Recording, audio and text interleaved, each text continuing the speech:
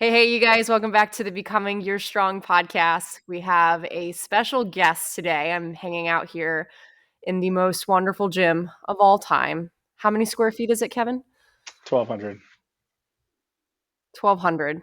And we make magic happen out of it every single time that we hang out here. But this is a long time coming. I'm sure Kevin has been waiting very impatiently to finally be on a guest on the podcast. His wife got to be the first one. I'm sure he's a little jelly, but you're finally here, and what a great time. Thanks for having me. Jess deserves lots of credit, so I'm happy that she got to be the maiden voyage of interviews, and I'm happy to pop in as you need me. Yeah, absolutely. Well, I think that this is such great timing because I mean, we're 6 weeks away now officially from Deca World Championships. A lot of listeners are competitors within the hybrid racing space. So there's plenty of people trying to figure out how to mentally, emotionally, physically prepare for what we're going to face in the upcoming weeks. And I think there's a lot of people that would enjoy hearing from you, not just, the answers to the tests, but what is the world champ of multiple different titles doing to prepare himself for the 2025 World Championships. But before I think even going into that, I'm excited to go back in time and just learn more about Kevin and hear more about how you stumbled into hybrid racing, how you chose to dial in on where you're at today. So just give us the story. Where have you been? Well, in January of 1986, I was born, and that makes me 39 and 7/8.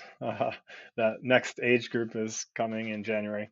But I grew up as an athlete, single parent family, so I moved a lot. So I changed schools a ton. The craziest, I think, was seventh grade. I tried out for football at one school. In 2 weeks, I got cut. Then we moved. It had nothing to do with me not being good enough to play. We moved. And then I was at another school.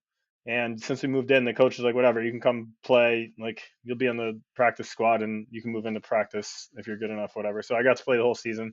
And then by Thanksgiving, we moved again, now a different state. And I had already started wrestling where I was in Virginia and then moved back to Long Island where I was born. And I was like, all right, cool.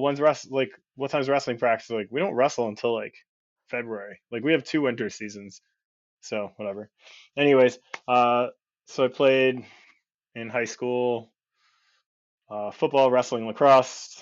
I ended up going to college to play lacrosse. Some people go to school to get an education. I really went to play lacrosse, and then I just happened to have to get an education to be able to play. So that was my priority there, and I did pretty well. I walked onto the college team, but was able to start as a freshman. And I think my dad taught me hard work. He never seemed to have the right um, hand of cards dealt to him to like thrive, but no matter what his situation, he busted his ass and kept a roof over our heads, myself and my two younger brothers. And throughout all that journey was a recovering alcoholic. So everything that comes along with that as a parent, I don't know how he did it. Like looking at some of the stressors we have today, and I'm like, I have no kids. I have no like, I'm not getting evicted from another home, not moving again. So I learned a lot of work ethic. College came, got to be, got to play lacrosse, and then my fifth year of college, I ran out of eligibility for lacrosse. So then I wrestled, and then once wrestling was coming to an end, I'm like, well, I really don't have any reason to be here anymore. I can't play sports, so I ended up graduating. They gave me a degree in business economics after 5.5 years, and then started real work. And I've been part of a team since like seventh grade, like in that football, the first football team I got cut from, and the next one I was part of. And then even with all the moves, I just kept like signing up for team sports and playing and playing, playing. So once I graduated, I was like, what? I don't really have a community anymore. Now I got to go get a job, which is fine. I didn't mind working. I worked around sports for most of my life after getting those working papers. Um, but I'm like, well, now like I don't really have a reason to work out, or I don't have a season. I don't have anything on the calendar. So I started playing semi-pro football, and that was fun for a minute until I was busting my ass to train, but I realized most of my team was just a drinking team that played football on Saturdays, and it wasn't that I wasn't drinking, but I'm like, I want to drink after we win, or if we lose, like at least we played well. I don't want to just drink and then step over, play football, and go back to the bar. So in that process, I was like, I got to find something else. And then I heard about Spartan Race on Facebook because that was kind of new back then.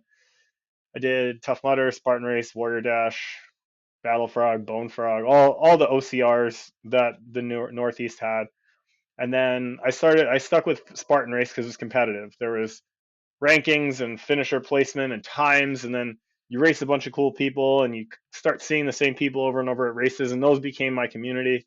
Um, and not to say there wasn't any like socializing or activities in or around race weekends. There was plenty of groups of people that you could easily find if you wanted to go to happy hour on Friday and then race and then go back to happy hour on Saturday. And that was fine. Those people were cool, but every week I knew I need to put my training in so I can show up on race day and then let's see how I finish. And first was like, all right, I got top 100. Yes, because there was like elite or just open. So top 100 was like when I broke into the top 100, that was like a huge stepping stone, I guess, and really belief like, okay, I can do this with some more training.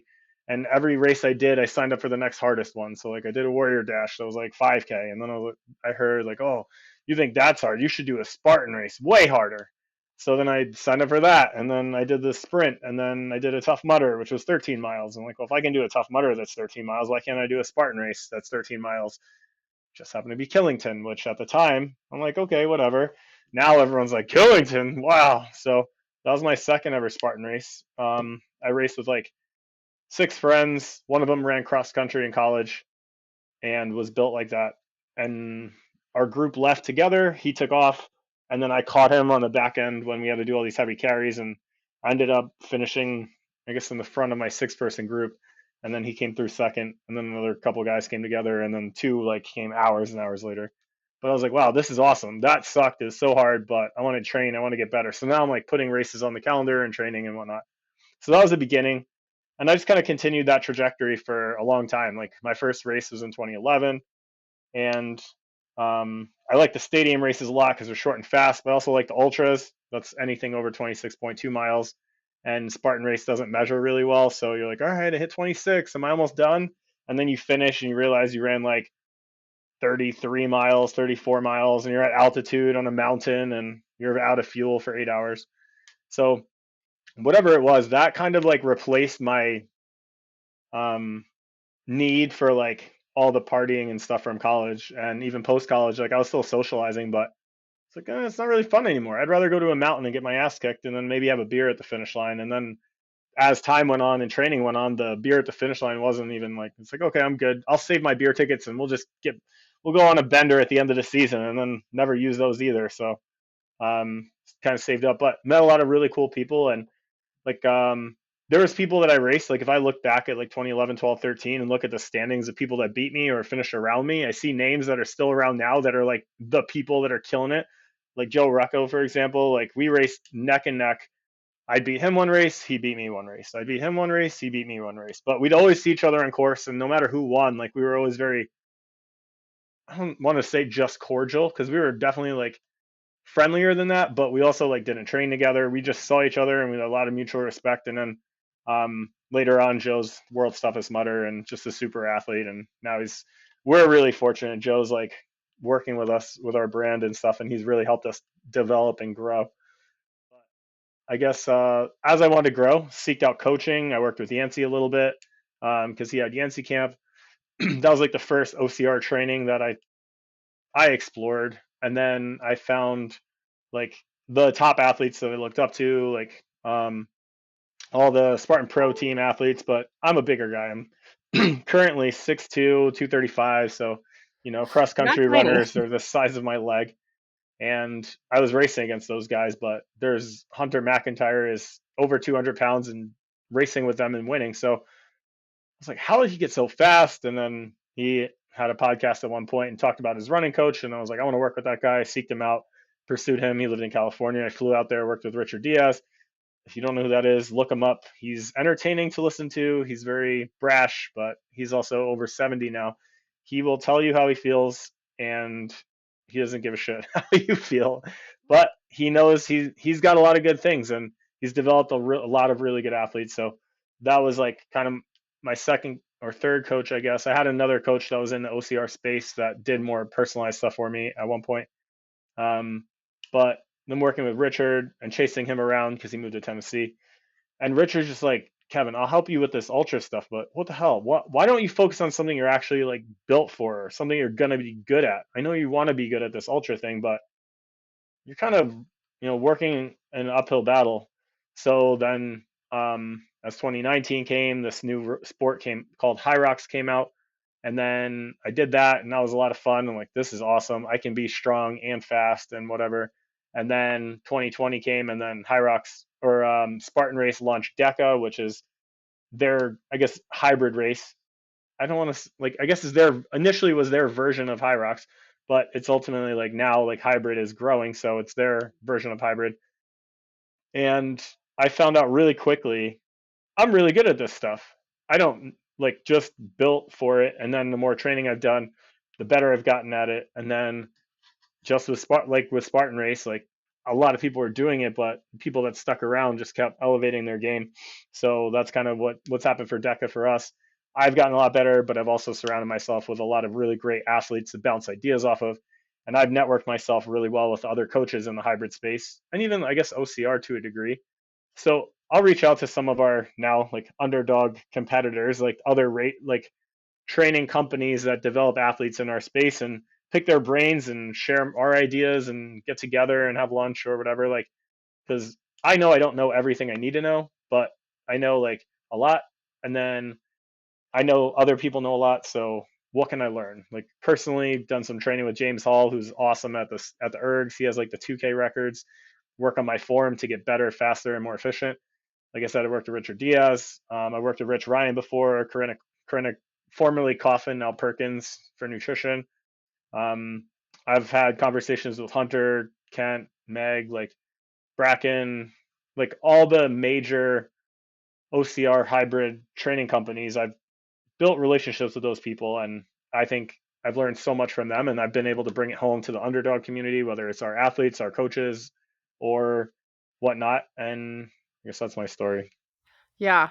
I was just gonna highlight, like, the coolest thing about listening to this is, 1, it started from realizing that you were meant for more, and the environment that you were in was not conducive to that, and you didn't know what that next step was, you just kind of openly, like, looked outwards, and things started to come to you, and you started to find your jive, and then came Spartan racing, but then, even more importantly, is you started, like, listening to other people and seeking out the advice and help of other people, and I think that unfortunately, there's a lot of ego when it comes to competitive sports and just racing in general, that it's hard for people that especially really good athletes, people that have grown from an athlete all of their life to sometimes reach out for that help. And I really admire that you took the growth mindset, you took the I don't know everything mindset, and I'm going to go out there and I'm going to figure it all out. And I really do believe that that was probably one of the bigger reasons why you had such an incredible 2023, which was an I saw you for the first time. I had no idea who you were. I never watched the YouTube videos. Like I'd never seen them before then. And then I watched you have like the most incredible performance ever. And so that was actually one of the things that I wanted to have the listeners hear about was what do you think really helped you get the success that you got in 2023 when you took home all of those championship titles? Well, I definitely, I guess, circling back to seeking leadership or guidance from other people in the space, um, finding out, like, having other people that are outside of hybrid kind of look at my situation and give me perspective and understand what they say is not necessarily what I have to do, but I'm fact finding and gathering perspective. My brain is only as good as what I've experienced, but I haven't experienced everything. So I have a really good friend named Pete. He has been in strength and conditioning. He's in his mid 50s, so quite a long time. That's what he's done professionally. Um, and he also he's worked with a lot of high level athletes in ball sports, and he also has like friends in the longevity community, which are something I had no experience in because I've always been younger. So when you're 18, you can drink all night, no sleep, go play sports, score a bunch of goals, and you're MVP, and like you don't need to sleep. 20s, you can still get away with that. 30s, you're like, all right, maybe I should not do that as much, and you kind of taper off. But once you get like over 40 and you get up, you got to take some serious looks at your inputs, your nutrition, your recovery, and all that stuff. So those are things that I kind of started to become aware of. I was like, Pete, what do I need to do? Here's the he was familiar with DECA. He had raced some DECAs. His girlfriend's really good at DECA. She competed in Elite in 2022. So he had already like started breaking down stations and fitness and this and that. And he gave me some really good stuff to work on to get more efficient and like really break stations down piece by piece.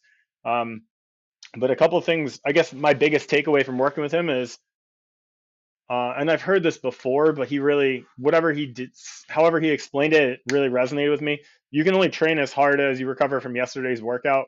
So everyone that's doing like hit on Monday and hit on Tuesday and hit on Wednesday and Thursday and Friday and Saturday and Sunday and Monday, like if you just keep doing hit, you're just breaking down, breaking down, breaking down. You don't ever recover.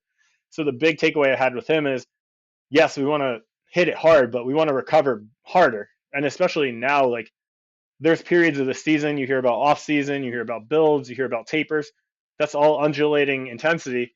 And most people go to class every day, and class is intensity, Intensity. intensity, intensity, intensity. I burn more calories. I had a good class. I burn more calories. I had a good class.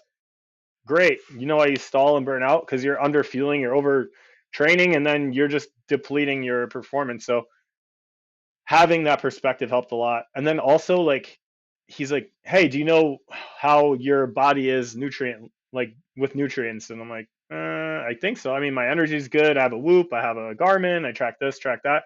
He's like, "No, but do you know like all of your levels, your blood test? Have you? When was the last blood test you had?" I haven't been sick." It's like, let's do a blood panel and find out where you have deficiencies. So I did that, and everyone knows what the back of a label looks like, supplement facts or nutrient facts and like recommended daily values. That was built by a bunch of people in the lab for everyday people. We're high performance athletes. There's recommended daily value to keep you alive, and then there's optimal level. So like 100% of vitamin A might be like 100 milligrams of vitamin A, or I don't know what the number is for actually, but then there's upper tolerable limit. It's like, okay, well, what is the optimal intake of vitamin A to have in my blood to have that keep my cells healthy? Because ultimately, that's cells are what your whole body's built of. So if you give it the right nutrition, you give it the right hydration, cells can do their job, and then they repair tissue faster, and your body's functions better. And that's why, like, if you have a rough weekend of bad decisions, you're like, oh, my skin's a little dry. Like, okay, those are cells. You're dehydrated, you're nutrient deficient, this and that. So that blood test really showed me, like, oh, he's like, oh, do you take fish oil? I'm like, yeah. He's like, all the time? And I'm like, well, I mean, I kind of been, I like ran out and it took me a little while to get some more. And he's like, you are below where you need to be and not just below optimal. You're like deficient. I'm like, shit, I should know better.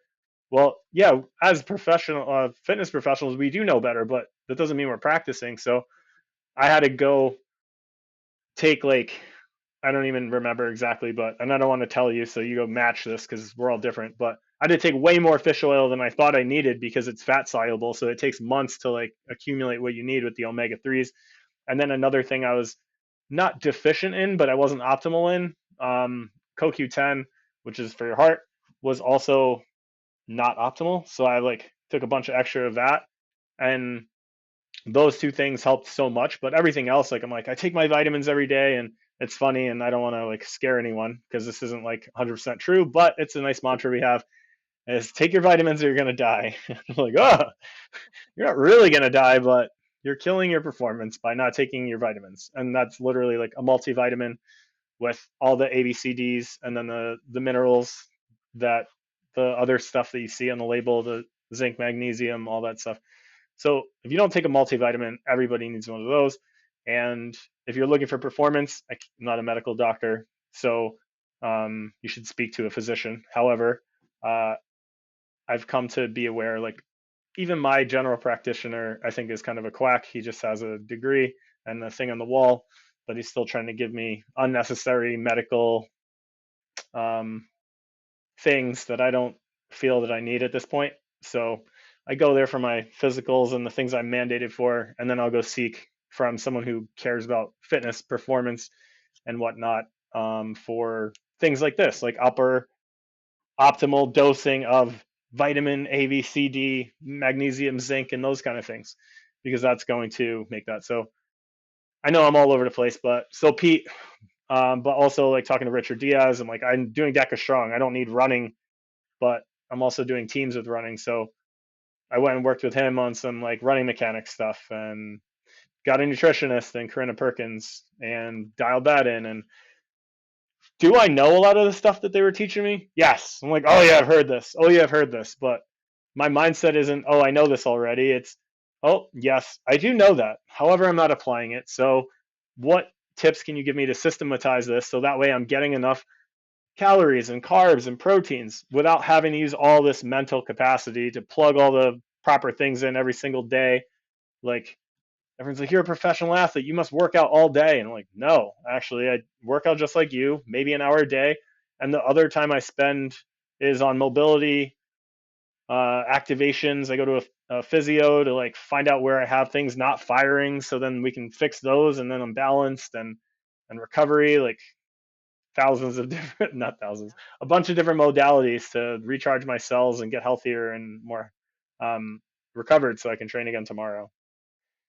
Stop me, direct me. I'll just keep No. going. No, you're great. I think there's a lot of people with their pen and paper and pencil out right now, jotting down all of that stuff, and I think that that's great. I think if there's anything I've learned in this sport is how much of this is mental and Mm-hmm. truly is heart. Like you hit a certain point where you realize you could be doing all the right things physically and logistically, but if you're not in the right headspace, it's not going to play out. And I think you've shared a story before about the world championships before where you should have probably won. You should have probably podiumed and then there was a snafu that happened on the row and you got in your head and things didn't go right. And then you came into 2023. I know there was the inspiration that you had from your dad. And I think there's a lot more underneath the surface there. So, what about mentally and emotionally when you stepped into 2023? Oh, great question. Thanks for redirecting me. I get excited sometimes. So I guess go back to 2022. I was the 3 seed, but many people had predicted me to win at best, but podium at worst, which would mean third place at worst. I ended up in sixth. Um, the reason why that happened, and this isn't an excuse, this is what happened, and I learned from it. So it's easy for me to talk back now. I'm like, okay, cool. It happened. I figure out what happened, work backwards. I came out of the station one's lunges. I did that fast. I got out. Station two's the rower. I got on the rower. I'm pretty good at rowing. Not maybe not the best in the field, but not far from the best. So I go to get in the rower, my foot straps are too tight, I can't get my shoes in. So then I start pulling because I don't want to get left behind, and then my feet aren't in. So then I'm thinking about that. My heart rate's going through the roof because my anxiety's building, and I'm like, I'm not losing this race because this stupid machine. And all the negative self-talk you could possibly come up with is present. And what happens with that is it ruined, like, you have a choice there, and I didn't choose the right thing. I chose to get mad at the machine, and then I finally like stopped and I fixed my feet, and then I'm just hearing all the fans around me just cranking. Everyone's ripping the rower, like they're so far ahead of me. In my head, I'm like, they must be like done. And then I finally get situated, and now I'm out of my game. My game plan was to row a certain pace. Now I'm way faster than that because I gotta catch up. All that did was ruin my entire race because I let myself get overamped, and then I dug myself in a hole. There's 8 stations left. This is not my game plan. And then after the row, I was more fatigued than I should have been. Excuse me. The next station I did fine. The station after that I did fine. The station after that I tried to hammer more so than I should have. And by the time I got to my best station, I had no like pop left. And then my other another athlete that I learned a lot from, Ryan Corning, who used to be the bike master.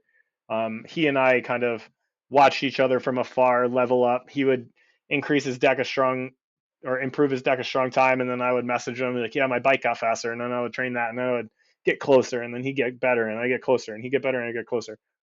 So he even said on a podcast, he's like, "I'm gonna take it easy until the bike, and I'm gonna smash it and see what happens."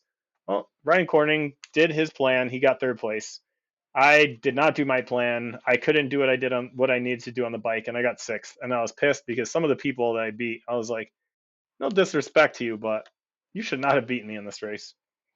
So that was annoying, painful, disappointing. 2023, I'm like, I'm not going to let something like that happen. So within reaching out to coaches, Pete, Richard Diaz, even like some of my competitors, I'm like, hey, what are you doing?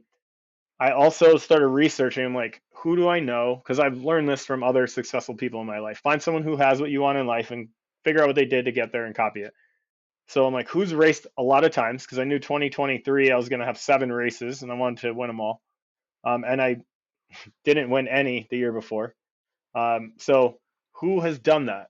And I'm thinking and pondering and like, oh, Michael Phelps. He has raced a ton of times at the Olympics, back to back to back to back to back, and he's won a ton of races. Like he has more gold medals than anyone else. How do you do that? Well, yeah, lots of years of swimming his whole life. Got it. Can't change that. But what has he done that I can change? And then I started reading things about his coach used to mess with him. Like he's like, all right, we're gonna do a time trial today, and then his coach would like poke a hole in his goggles. So when he's swimming, his goggles will fill up with water, and then he's like trying to do a time trial, but he can't see because his goggles are wet. And then whatever, he's got to deal with it. Well, I started like on purpose messing with myself, which it's not the same as not expecting it, but at least I had to start dealing with things not being right when it mattered. So, needless to say, 2023, um, I didn't have any issues with my deck of strong. In fact, I stuck to my guns, stuck to my game plan. The only unexpected thing I had, I guess, was I was starting to find I guess my dad passed away the year before, and I was like, he'd always made it to all my sporting events. Like, he would drive 8 hours on like a Tuesday morning to the middle of upstate New York, not, let's say, Western New York, like by Buffalo to like watch me play. And I'm like, what the hell are you doing here? I can't believe you took a day off work and you drove across the state to just watch me for an hour and a half. So I'm like, I want to win. Like, I want to do well. I want to make my dad proud. And in that process, I was kind of like finding my spirituality, finding a relationship with God, and very new to it. Didn't know how to pray, didn't know anything. But before that race, I'm like, all right, Dad, I'm gonna make you proud, God. If you have any will for me to do well, today would be a great day for you to do that. And whatever, like give me the opportunity to do my thing. Um, and I just was like blowing up with tears at the starting line. I'm like, I can't even see. They're announcing me and walking up. I'm wiping my face, and they're like, all right, we're gonna go in 10 seconds. And I'm like, Here we I'm go. so teary eyed, I can't see. But once we started, I was calm and grounded for station one, station two, station three, station four. I was like in fifth or sixth place coming into the bike. I did the bike, got off of that in first place. The place of roughs, I'm like overcome with emotions. I'm like, oh my God, it's happening. Now I got to keep this lead. And then I did the next station faster, and then the next station. And then I got like, I'm on the burpees. I'm like, I just got to get more burpees because everyone's going to be faster than me on burpees. I got to get as much of a lead as possible so they can't catch me. And I'm like, 4, no one's here. 5, no one's here. 6, if I can't hold them off with a 6 burpee lead, it is going to be crazy. But I ended up finishing that, and I crossed the finish line in first place, and prayers were answered, and like just elated. Like, it's not that I couldn't believe it. It was just like, I visualized for so many hours, for months, like what that would do, be, and feel like, and for it to all come to fruition. But part of that mental practice, I guess, like Kayla mentioned, um, to give you like the day to day nitty gritty. Like, I read a book a long time ago and I kind of forgot about it, but I started looking for ways to solidify my routine. And one book, I've read a lot of books. Um, The Miracle Morning by Hal Elrod, if you want to write that down. He also wrote an updated version called Miracle Equation. Um, Both great books, and he almost died, and he attributes a lot of his being alive to a lot of his practices. So, anyways, it's like 7 things you should do every single morning before you start your day to put yourself in the right mindset to have the most effective day possible. And what that means different things for different people, but I really embodied that. And then I also read Champion's Mind by Jim Afro, and he looks at all these things to get you in the mental headspace to perform your best. But he also looks at case studies on athletes, and then he looks at how that lays out in um, visualization, getting in flow state, all those things. So I've read that before the last two Deca Worlds, and I'm worth reading it again just because there's so many little nuggets that's like, oh, I know that. Yeah, it's great you know that. Are you applying it? No. Okay, cool. Well, I guess we don't really know it then. So those are, I guess, my daily practices and visualization and stuff. Um, the we talked about the rower costing me in 2022. In 2023, I had already won Deca World solo, and I had two more races left. And I'm like, I don't care what happens. I hit my goal for the year. Obviously, I want to win these other races, but if they don't, whatever. My next race was co-ed doubles, and on the ski erg, my partner's doing the ski with this like big butterfly technique where the string ended up jumping the track. So one of the handles got stuck. And I'm like, this doesn't feel right. And then she skied again and then it wouldn't move. So everyone except me is freaking out, like, oh my God, the ski erg's broken. This is such BS. Like, Deca, you're going to cost Kevin and Amber the chance to win. And like, a lot of Jess, a lot of our other athletes and fans are like getting really riled up because as a fan, we've all sat at home on the couch and watched like NFL Sunday or baseball or whatever your sport is, and something happens like we're getting screwed. This is bullshit, and I'm just like, okay, well, it is, but I get to finish the last 100 meters. I can't fix that handle, but this one works fine. So I'm just both hands on one, just like a pump handle, and I'm like, my pace isn't that bad, and we're only gonna be here another 20 seconds. Like this race isn't over. I have an option. Option one is quit.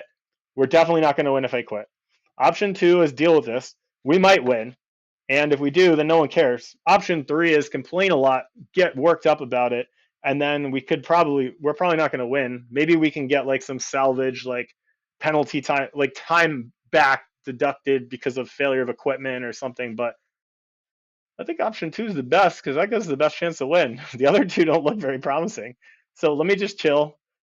And Amber's like, what are we going to do? I'm like, get ready. You got farmer carries in a second. I'm going to be done with this. And then we're on to fresh equipment. And that worked out to our favor. We ended up winning. And then again, like I said, option two, no one ended up carrying. Now it's just a funny story. So the mental pieces of that. So, all right, take it Yeah, back and guide me again. I think that's so good. I think we talked about this on the team call the other night where we were talking about just being relaxed. Like it's okay to be nervous. Nervous means that you care about something, obviously if it's channeled in the right way. But to be uptight is to completely take away the joy out of things, to take you away from the focus. Like it just puts you in the wrong space. And I think the fact that you're like, okay, I met this big goal. And obviously, when you meet a big goal, you're elated and you've got your endorphins working for you. But I think there's still something too, like, if I just like let go of the outcome and just go out there and rip it and have some freaking fun, like you're just in such a better space to go out there and perform in the way that you know how to without having all of the pressure of expectations and the stuff that you put on yourself. So I think that was really good. And then of course, I think adaptability is like the most important thing that people can do. Like I also have looked to Michael Phelps, and one of the most important things I learned from him was his visualization tactic. And it wasn't just about what you ideally want to have happen, but also what if something goes wrong? Like visualize yourself not freaking out, being able to adapt, and then find a plan B, find a plan C. And that stuff was really helpful for me. So I would go through and take all of my biggest fears and all the worst case scenarios and visualize those. And it's like Mm. when you already have that familiarity, when you get there, it's like, oh, okay, well, I'm just gonna go down, road C, like we visualize, and you just make it through to the other side.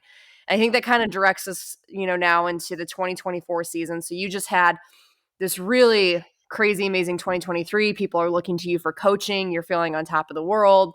We get to 2024, and now there's like this whole expectation of Kevin's going to do well. Kevin's going to win a bunch of titles, and you have big goals too.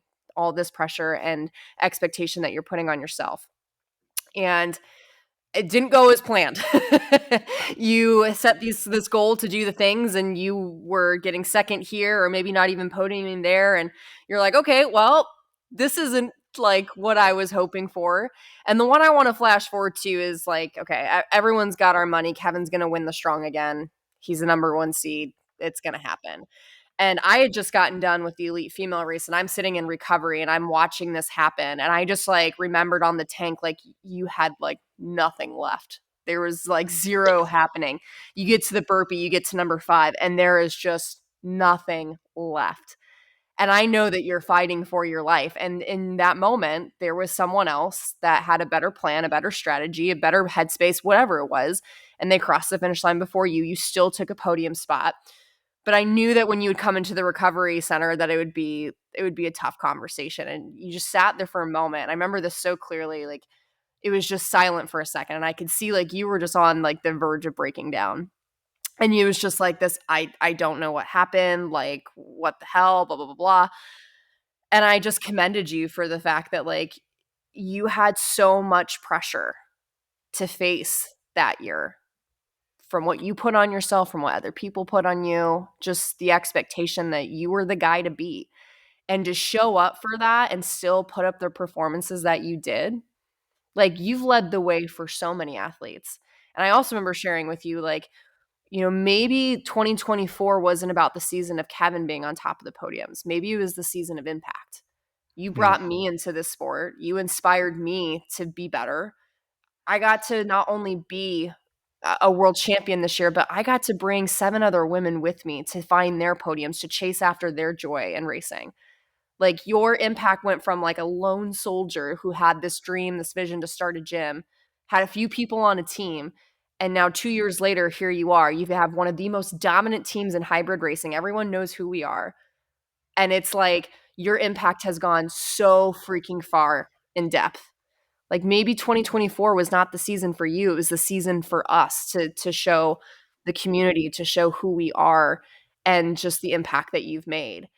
And I know that that resonated and we got to share a hug and some tears and that was good, but from that moment forward, I mean, going into this year's World's Championship, like what did you learn? Like where is your head at? Like where are you at with everything? I think last year, leading into Worlds, I was still trying to do everything myself. Like, yes, I made a big impact, and I appreciate that goes recognized.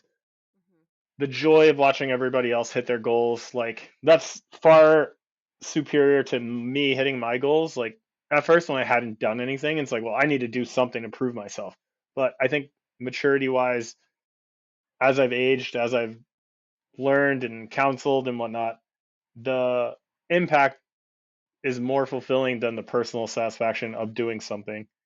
And the I don't even know how many times I like shed tears or just massive emotional like responses to someone crossing a finish line. I'm like, oh my god, that's amazing! I'm so happy for you. Um, and like even in like races that I won, like me and AJ won deck, or me and Amber won Deca Strong teams in 2024, and the excitement to turn around and see 4 of our friends diving across the finish line together neck and neck. I'm like, oh my god, I'm so excited. It's Chelsea and Pat, or Chelsea and whoever she was with, Zach. Like they're on the podium with us, and I'm like, oh, Katie and Mike are also on the podium with us. This is amazing. So like that was there, but the my big growth coming into this year is not trying to do it all myself, because last year I was doing all the programming for every athlete of Underdog for most of the year. Only at the very end of the year did I start relinquishing some of the training for the other coaches on the team. And it's not that we didn't have coaches on the team; they were just coaching people at their gyms or whatever. But towards the end of the year, when we started taking on more athletes, I'm like, okay, let's. I think you can handle this. You're very great at what you do. I think these people are really going to be served better by you because you have more time, attention, and capacity to handle what they need versus me. I'm super spread out with being a coach, building a brand, traveling and networking, and like building resources for our brand, and the back stuff like booking a house for us to stay in together Yeah. so we can have some fun at Worlds and not be in 74 different hotel rooms. And um, so this year, my big growth has been to not do all the coaching. In fact, I'm doing the least amount of coaching I've done since we opened, because instead of me coaching all the athletes, I'm able to do what I excel at. I'm great at relationship building. I'm great at painting vision. I'm great at speaking life into people. What I'm not great at is sitting in front of a computer for a really long time. It drains me. Like I can do it. Even Zoom calls, like I love it for the hour or whatever I'm in there. And then as soon as I close the computer, I'm like, I need a nap. I am fried. I'd rather train for 2 hours the high intensity, like, all right, let's go. But Zoom's just like, so that, like, figuring out where am I best suited to serve at my greatest capacity, and that's been our season of growth for Underdog this year. Is all right. Kayla's amazing at training DECA, amazing with women, and let's just have her train like her optimal client because she does so well at that, and we're attracting all these people that connect with her. Like, here, great, you get to train everybody. Can I? Absolutely. Can I do a good job? Yes, I've proven that. But every extra person on top of my client load is diminishing the service I can provide for the rest of the pool. So every additional client we take in, which is it's a business, we need more clients to operate and flourish, but the more people, the diminishing returns of the product quality, which means people aren't going to be hitting the goals that they want because they're not getting the attention. But now, um, feeding Kayla or AJ, who's taken the lead on the High Rocks build or the endurance running front, and just feeding him those clients, and he connects really well with them, and it's so cool.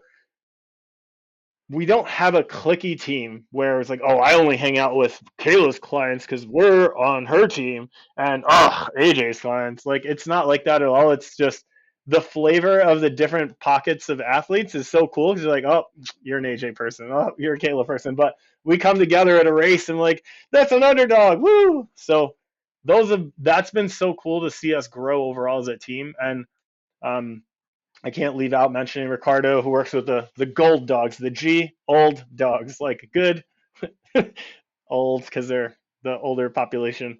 But his cohort is killing it too. So and then we have we have developing coaches like Molly and Alton who are still in school, so their availability and their capacity is a little less, so they're not taking on the big course load, but they're learning from me, which is cool. But they're learning from AJ, Kayla, and Ricardo. Like, all right, how do I develop my own little flavor here under the underdog umbrella, but leverage the team culture and whatnot, which uplifts everybody. And like, you don't have to be the magic. You're like, oh, you're a mom, you have 2 kids, you think it's hard to work out. Well, I don't have any kids, but guess what? Christine's kicking ass. Maybe she can give you some tips. And all the athletes are so good at uplifting one another and sharing their mentality and how to figure it out and how to get things done. And it's not about being a professional athlete. Like, everybody on our team has to make money somehow, and no one's making money on winnings. They're all have some sort of professional thing. A lot of them have families, and that's what I've learned over the years for myself as well. But this is, I think, what's attracted a lot of people to our brand is we're not run by professional athletes that trains 12 hours a day. We have regular people that are piecing things together, and we have coaches that understand like your priorities need to stay your priorities. And Kayla mentioned something earlier in the call, um, and I can't remember how she worded it. It was very nicely worded, but we just went down a different path. But if your priorities are, let's say, like God, family, and whatever else, then racing. All right, well, you got to make sure you're taking care of your family. You need to have a great relationship with your spouse or your partner. That way, you guys are on the same page because they're going to cover your ass when you got to go do extra training during the right time of the year. You got to keep your faith big because if you're taking on all the burdens of the world, you're not grounded. So you need to be able to release things and forgive people and then racing. Oh, that's number three. Number three is it's the third on the priority list. Well, then guess what? Number one and two need to be staying priorities. And then we fit in, all right, when do we train? How do we get in what we need to? Well, when do we put in the recovery? How do we do this, that, and the other thing? So racing, like I've made the mistake of saying, okay, competition is my number one priority, and I've sacrificed those other things that should have been priorities. And the scorched earth behind you is going to lead to you not even performing that well because now no one likes you because you're an asshole because you're all in it for yourself. You've burned your bridges.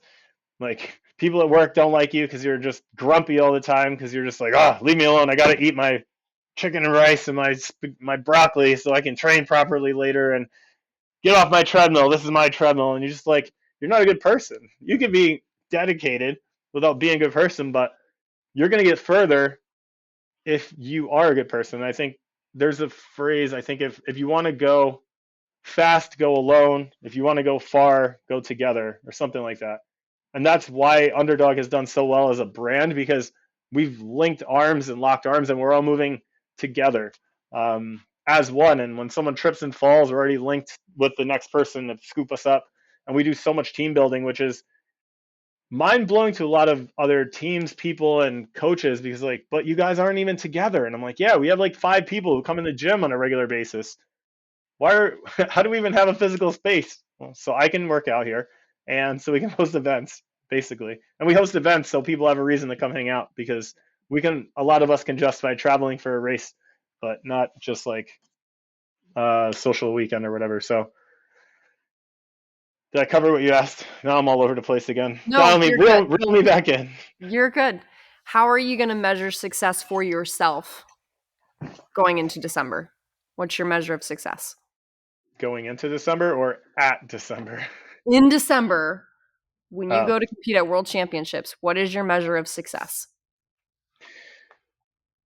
I mean, the easy measure is performance, but I also like I did not win the Deca Fit co-ed race last year. I lost to Grayson and Katie. My partner did amazing. She did fall down. I don't blame her for us losing. That was something that wasn't perfect. But at the end of the day, they beat us. And I think for the last 2, 3 stations, I spent most of my air cheering for them to keep going. And yes, I was cheering for my partner too. But when they were ahead of us, I was like, let's go, keep it up. Let's keep like most people are like, what? Why are you cheering for the team that's beating your ass? I'm like, because I like them. They're great people. They pulled me to make me better. I've beaten them before, but we have a great competitive relationship, and I want them to go. And they ended up breaking the world record. And yeah, we got second place. Shucks. So did I lose that race? On paper, yes. But I was ecstatic that they put together such a great race that they were able to beat me. And in my other race after that, I got fourth place. And I was pissed because I feel like I got outsmarted. And it's not, could I have been faster? Yes. But in my head, I didn't strategize in a way that suited our team best. And my partner, super smart too, but the two of us just overlooked the fact that the depth of field would have caused the race to shake out the way it did. So I felt like I lost that one because I got outsmarted. The next day, you and I had enough snafus for a highlight reel of follies, but we won. Um, we didn't get shaken up, but we did have a lot of issues. One being stupidity. I put my race plan on a card and put it in my shorts, like in my compression shorts. And after the first run, it kind of fell out. And I don't even to this day know where it went. But then I was like, okay, I can't really reference what our game plan is. Hey, Kayla, do you do the next run? Or are we splitting this? Like, hey. But communication overcame that. Um, we had a number of other things where last place girl running into Kayla and shouldn't have been an interference. Like we shouldn't have. We were leading. We shouldn't have had to worry about someone coming in from the other side and running into us and getting in the way. But it happened. We persevered. Then we played bobble the baton and kick it the wrong way, and then start running without the baton. And then hey, we need this. And then hey, I'm not running right now, but now I'm not resting. I need to get you the baton. And then it just the comedy of errors. And so yes, we won the race, but we had fun. We didn't. The only reason we were able to win is because we stayed composed and we laughed about it, and we're like, oh, all right, well, I trust my partner. She trusts me. We're gonna do what we need to do, and we're still on track to execute our game plan. The one after that, I got second. Again, I didn't want to get second, but the guys that beat me, like they beat me. They had a better day. They ran a better race. Kayla talked about my third place finish in solo. I went in with the mentality of I have 2 people to beat. One of them had a hip problem on station 3 and dropped out of the race. The other one dropped the dumbbell because he got a dead arm on station 6. I'm like, all right, I'm done. Mentally, I can check out. It's my race. I'm done. I win because my 2 biggest competitors are injured, which was not an option in my head when I was thinking about it. But turns out I took for granted the other guys in the race. There was other guys out there that were very capable, and whatever it was mental, 100% mental. Was I fit enough? Absolutely. But mentally, I didn't have the grit that day to do what I needed to do. And like Kayla said, I was fighting for my life on the tank, and then the burpees, I was just dead. And watching the wind slip out of my fingers, and then I crossed the finish line thinking I was in second, and I didn't realize someone beat the guy that beat me, and I was in third. And I was like, at the end, I had no ill will against the two guys that beat me. They executed, especially the guy in first. He's like, I talked to him, and I was so excited he won because he's such a great athlete and a superhuman great person. And I was like, what did you do? And he's like, I don't know. I got to burpees, and I was like, I'm fresh. Let's go. And I was like, well, yep, that's the opposite of how I felt. And he's good at burpees, so. Um, but then I was able to close out the weekend with two solo races, which were both wins, and those are defend title defenses. So I think for this year, like I want to win all 7 races, and if I don't win, as long as I can look at the races and be like, hey, I executed the plan. We did our best. If we won, it's because we deserved to win. If we didn't win, someone else deserved to win. Um, and I think I would like to go 7 for 7, but one race at a time. I can't look past the first. The first race is the most important. My partner from 2 years ago is back. We won last. I don't know. Every time we raced together, I don't think we've ever not won, and we beat like Lauren Weeks, so we're pretty good.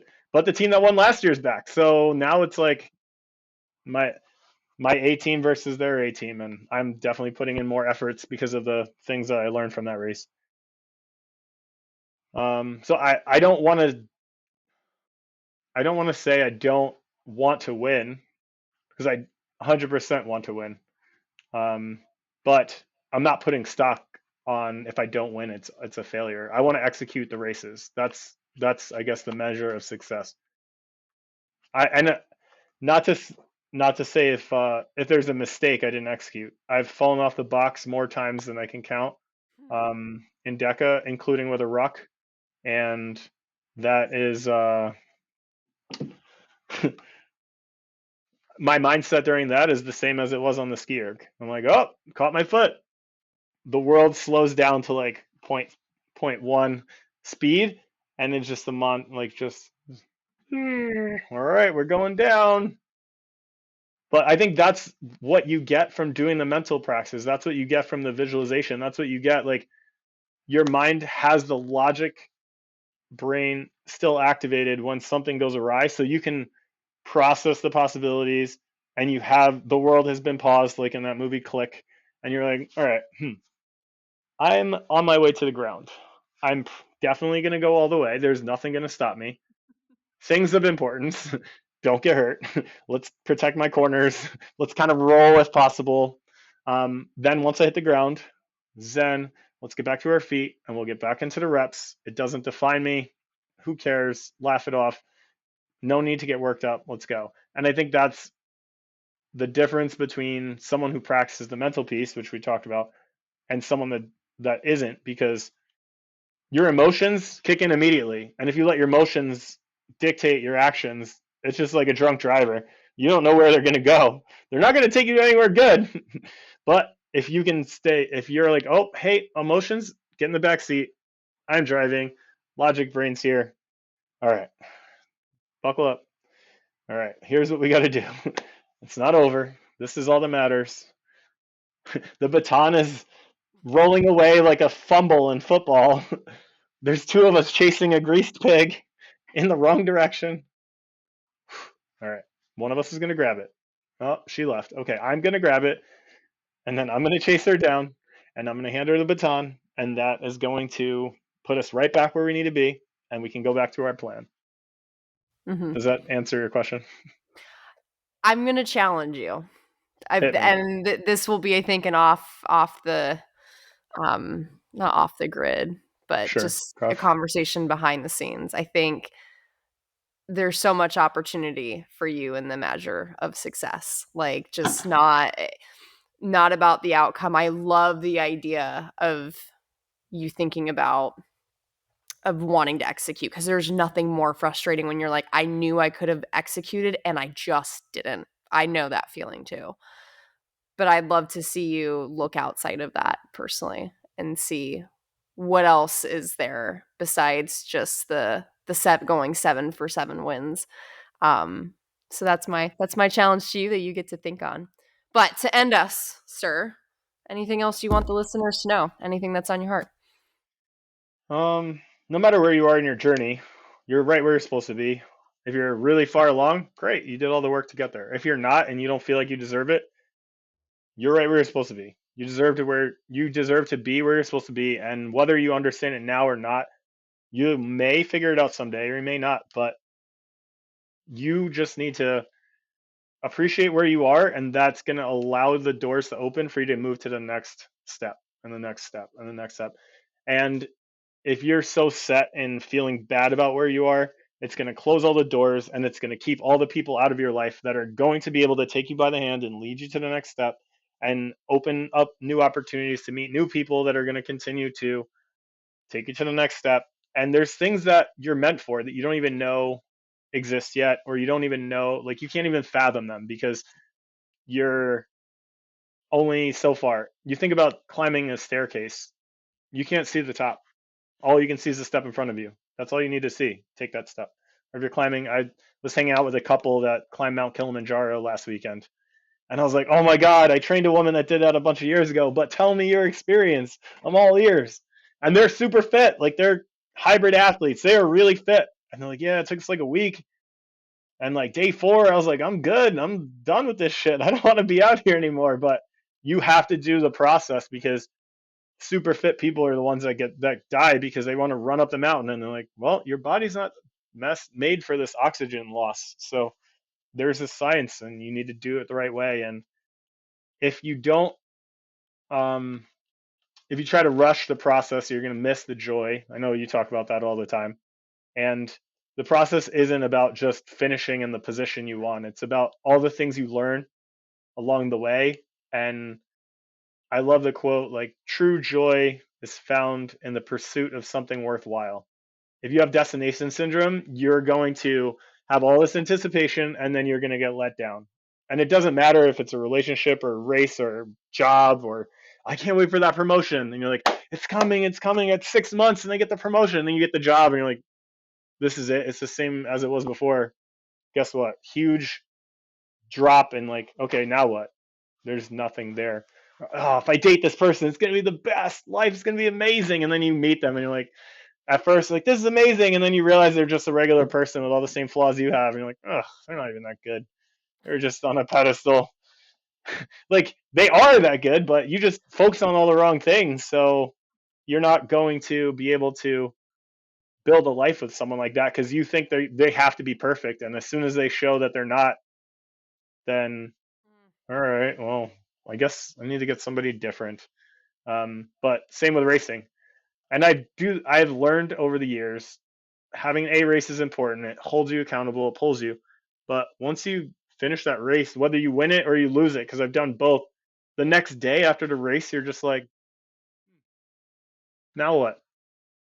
So enjoy the process, enjoy the joy during the race. Like I've gotten better and better over the years. I don't have this month of blues. I don't want to use the D word because clinical depression is serious and I'm not I'm not licensed to speak on that, but definitely the blues. We can understand like just have something missing. Um, the past few years, again, the wins and the not wins, but being able to look back over the year and like you gave me great perspective last year in the recovery zone, but hey, look at the path. We have all this amazing stuff in the wake of the time that it took us to get here. This person never raced before. They podiumed in their first worlds. This person won. And last year they were like 12th. This person was in age group last year. Now they're in elite.